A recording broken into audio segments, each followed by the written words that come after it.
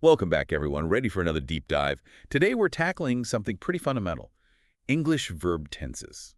Yeah, we're going to dig into that. Specifically, we've got this script here focusing on the big three, present simple, past simple, and future simple. We're going to break them down. It's going to be good. And trust me, by the end of this, you'll see these tenses in a whole new light. Like, you'll be able to decode any sentence, know exactly when things are happening, and Most people think tenses just tell us what happened, yeah, exactly. but they're really about the when. Right.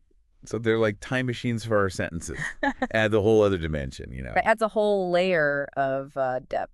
All right, so let's kick things off with the present simple.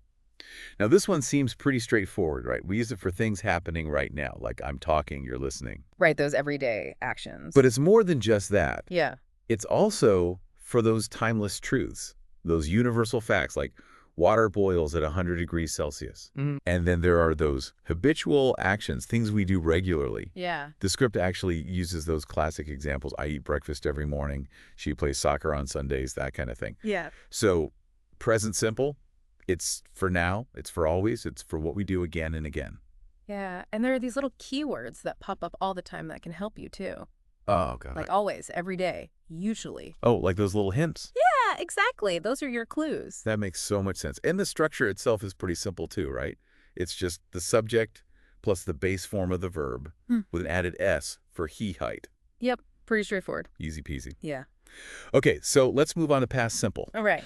This is where things get a little more, well, past focused, right? Yeah, we're talking about actions that are done, dusted, finished. Over and done with, yeah. The script gives examples like, I watched a movie yesterday, he visited his grandma last weekend. Yeah. Those kinds of things. Mm-hmm. It's all about painting a picture of what already happened. And just like with present simple, those keywords are super helpful here. Oh, yeah. What are some of the ones for past simple? Well, you've got yesterday, last week, ago. Right, so it's all about those time markers, basically. Exactly. They signal to us, hey, we're talking about the past here. Gotcha. And forming the past simple, it's usually just adding ed to the verb, right? For regular verbs, yeah. Walk becomes walked, play becomes played. Easy peasy. But then there are those irregular verbs. Oh, yeah. Those are a whole other story. They like to break the rules. Those are the ones that always trip me up, like go becomes went, see becomes saw. Why can't they just be normal? They like to keep us on our toes, you know? Maybe that's a deep dive for another day. Definitely. All right, let's jump into the future now. Future Yeah. simple. Yeah. It's all about what's coming next, what's going to happen, It's right? like anticipation, the possibilities. The unknown. The script gives us those classic examples. I will call you tomorrow. She will travel to Paris next month. Yeah, those clear-cut future plans.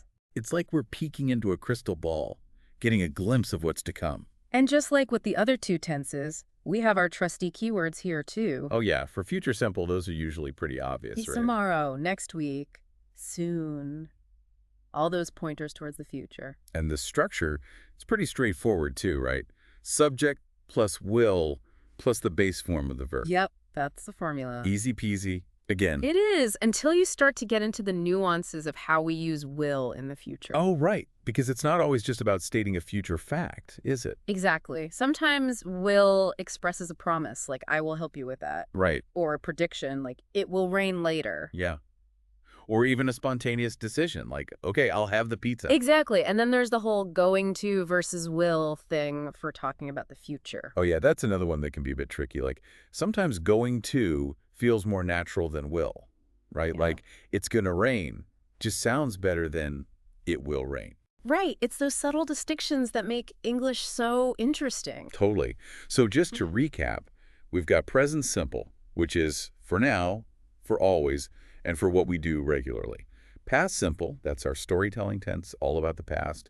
And then future simple, where we're looking ahead, making plans, and sometimes even making promises. Exactly. And the amazing thing is, these three simple tenses are the building blocks for all the other tenses in English. Whoa, really? Yeah, all those perfect tenses, the continuous tenses, they all stem from these three. So mastering these is really like cracking the code to English grammar, huh? Pretty much. I never thought of it that way. It's all connected. This deep dive has been a real eye-opener. It has. I'm definitely going to be paying more attention to these tenses from now on. You should. And, here's something to think about.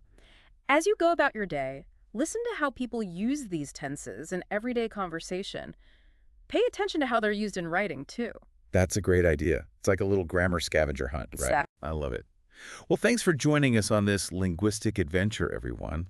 I hope you learned something new, and I hope you'll join us again for another deep dive into the fascinating world of language. See you next time. Until then, happy talking, happy writing, and happy grammaring.